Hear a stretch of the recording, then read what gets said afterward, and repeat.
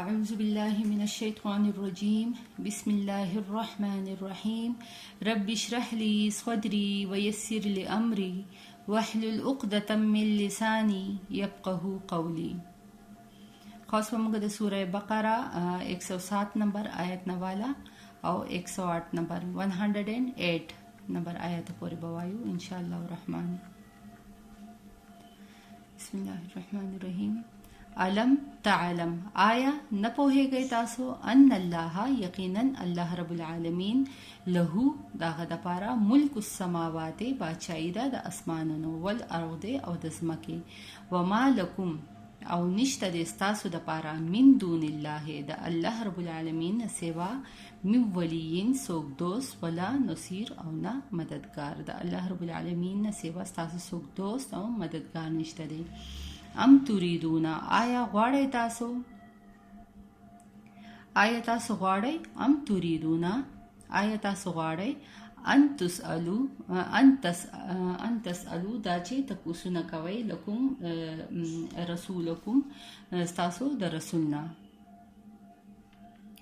آیا غواړئ تاسو چې تاسو نه کوي رسولکم د خپل رسولنا کما څنګه چې سوئلا تپوس کړو موسی علیه السلام نا من قبل ردینا مخکې.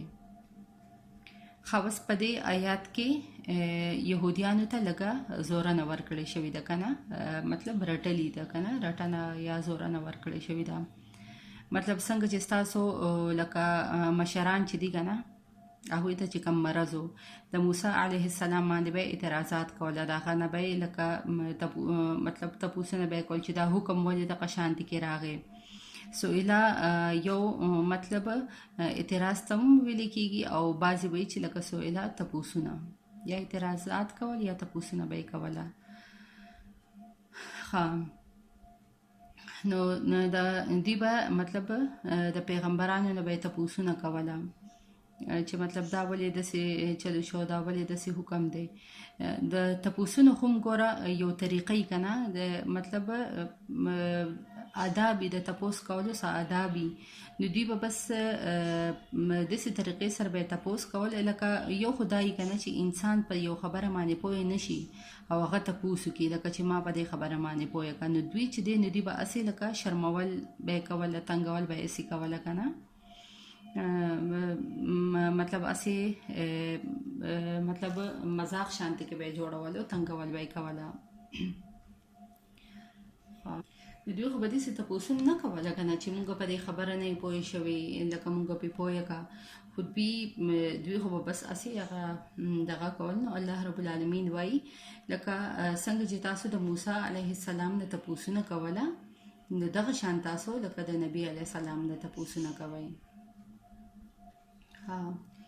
نو د يهوديان چې دي نو دوی به د موسی علیه السلام نه دغه تاسو نه کول کنه چې الله رب العالمین چرته دې مونږ ته دې مطلب مونږ ته وخایا کنه مونږ ترسو الله رب العالمین نه لیدلې مونږ ایمان نه راوړو څنګه چې مخکې تیر شو کنه هغه مونږ ویلې دي.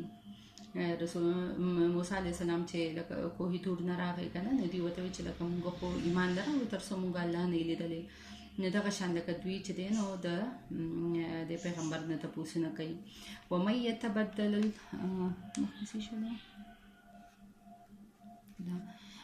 يتبدل الكفر او څوک چې مطلب ومن او څوک يتبدل بدلوي الکفر کفر بالایمان په بدله د ایمان کې فقط ضل پس گمراه شو، یقینا گمراه شو سواء السبیل د نیغ لارنا. بس دونه پوره ده. صدق الله العظیم. فی امان الله.